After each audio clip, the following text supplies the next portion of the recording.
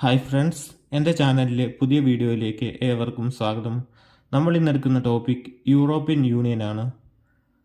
ബെൽജിയത്തിലെ Brussels ആണ് European യൂണിയൻ്റെ ആസ്ഥാനം. 1951 യൂറോപ്പിലെ 6 രാജ്യങ്ങളുടെ കൂട്ടായ്മയായി ആരംഭിച്ചു. പാരീസ് സന്ധിയിൽ ഒപ്പുവെച്ച ആ 6 രാജ്യങ്ങൾ Belgium, France, west Germany, Italy, Luxembourg, Netherlands എന്നിവയായിരുന്നു. 1967 ഇത് യൂറോപ്യൻ കമ്മ്യൂണിറ്റി എന്നായി. 1992 മാസ്ട്രിച്ച് സന്ധിയെ തുടർന്ന് വിദേശകാര്യം, പ്രതിരോധം തുടങ്ങിയ കാര്യങ്ങളിൽ സഹകരണം ശക്തിപ്പെടുത്താനും പൊതുവായ നാണയത്തിന് രൂപം നൽകാനും തീരുമാനമായി. ഇതോടെ യൂറോപ്യൻ യൂണിയൻ യാഥാർത്ഥ്യമായി.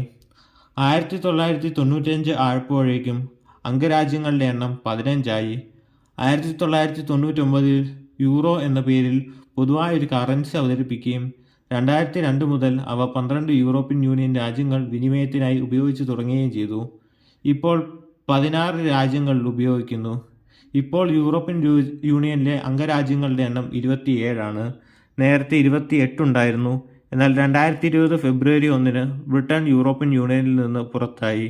ഇത് ബ്രിട്ടൻ എക്സിറ്റ് അഥവാ ബ്രെക്സിറ്റ് എന്ന പേരിൽ അറിയപ്പെടുന്നു. ഇപ്പോൾ 24 ഭാഷകൾ യൂറോപ്യൻ യൂണിയനിൽ ഉപയോഗിക്കുന്നുണ്ട്.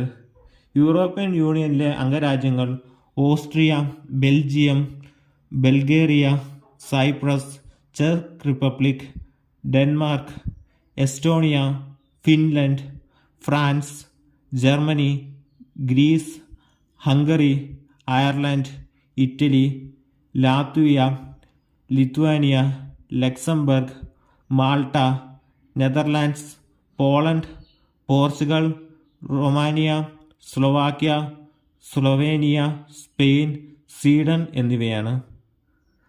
അപ്പം ഫ്രണ്ട്സ്, ഇതൊക്കെയാണ് യൂറോപ്യൻ യൂണിയനെ പറ്റി പറയാനുള്ള പ്രധാനപ്പെട്ട കാര്യങ്ങൾ. ഈ വീഡിയോയെ പറ്റിയുള്ള നിങ്ങളുടെ അഭിപ്രായങ്ങളും വിമർശനങ്ങളും കമൻറ്റിലൂടെ അറിയിക്കുക. ഈ വീഡിയോ ഇഷ്ടപ്പെട്ടെങ്കിൽ എൻ്റെ ചാനൽ ഒന്ന് സബ്സ്ക്രൈബ് ചെയ്യുക. മറ്റൊരു വീഡിയോയുമായി വീണ്ടും കാണാം. അതുവരെ ഗുഡ് ബൈ.